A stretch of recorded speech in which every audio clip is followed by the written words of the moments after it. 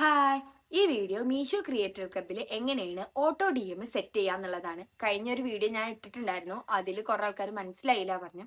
അവർ ഈ വീഡിയോ കണ്ടിട്ട് ഒന്നുകൂടെ നോക്കി. ഇനി നിങ്ങൾക്ക് വല്ല ഡൗട്ട് ഉണ്ടെന്നുണ്ടെങ്കിൽ നിങ്ങൾ കമന്റ് സെക്ഷനിൽ പറഞ്ഞാൽ മതി. അപ്പൊ നിങ്ങൾ ഫസ്റ്റ് ചെയ്യേണ്ട എന്തെന്ന് വെച്ചാൽ പബ്ലിക് ആയിട്ട് ഒരു റീല് പോസ്റ്റ് ചെയ്യണം.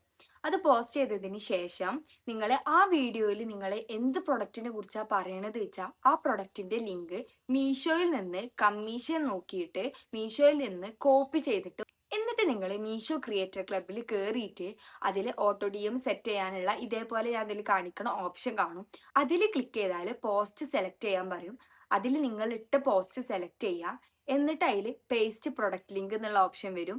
അതിൽ നിങ്ങൾ നേരത്തെ കോപ്പി ചെയ്ത് വെച്ചിട്ടുള്ള ലിങ്ക് എടുത്തിട്ട് പേസ്റ്റ് ചെയ്തിട്ട് ഡെണ്ണ് നടിച്ചാൽ നിങ്ങൾ ഓട്ടോ ഡി എം സെറ്റ് ചെയ്യൽ കഴിഞ്ഞു.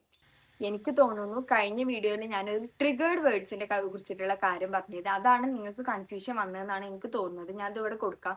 അതെന്തെന്ന് വെച്ചാൽ നമ്മളെ പ്രൊഡക്റ്റിന്റെ ലിങ്ക് അവരുടെ ഡി എംക്ക് ചെല്ലാൻ വേണ്ടിയിട്ട് അവരെന്താണ് കമന്റ് ഇടേണ്ടത് എന്നുള്ളത് നമുക്ക് സെറ്റാക്കി വെക്കാൻ പറ്റും. അതായത് ലിങ്ക് എന്നോ സെൻഡ് എന്നോ അതുപോലെ ഡി എം എന്നോ എന്താണ് അവര് കമന്റ് ഇടേണ്ടത് എന്നുള്ളത് നമുക്ക് ആഡ് ചെയ്തിട്ട് സെറ്റ് ചെയ്ത് വെച്ചുകൊടുക്കാൻ പറ്റും. അതാണ് ഞാൻ കാണിച്ചിട്ടുള്ളത്. ഇതേപോലെ നമുക്ക് അത് ആഡ് ചെയ്താൽ അങ്ങനെ നമ്മൾ ഒന്ന് സെറ്റ് ചെയ്ത് വെച്ചിട്ട് നമ്മൾ ക്യാപ്ഷനിൽ ഇങ്ങനെ കൊടുക്കും കമന്റ് ഫോർ പ്രൊഡക്റ്റ് ലിങ്ക് പറഞ്ഞിട്ട് നമ്മൾ ലിങ്ക് എന്നോ സെൻഡ് എന്നോ അങ്ങനെ എന്തെങ്കിലും അവരോട് ഇടാൻ പറയുമ്പോൾ അവർ ആ വേർഡ് ഇടുമ്പോൾ അവർക്ക് ഓട്ടോമാറ്റിക്കലി ഡി എംക്ക് എന്ത് പോകും, ഈ പ്രൊഡക്റ്റിന്റെ ലിങ്ക് പോകും.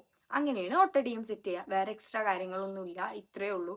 ഇനി നിങ്ങൾ കാണുമ്പോൾ ഇനിയുള്ള ഡൗട്ട്സും വരികയാണെങ്കിൽ ഒന്നുകൂടെ റിവൈൻഡ് അടിച്ചിട്ട് കണ്ടു നോക്കുക. അല്ലാതെ ഇനി ഡൗട്ട് ഉണ്ടെങ്കിൽ നിങ്ങൾ കമന്റ് സെക്ഷനിൽ ഇട്ടാൽ മതി, ഞാൻ അതിന് റിപ്ലൈ തരുന്നതാണ്.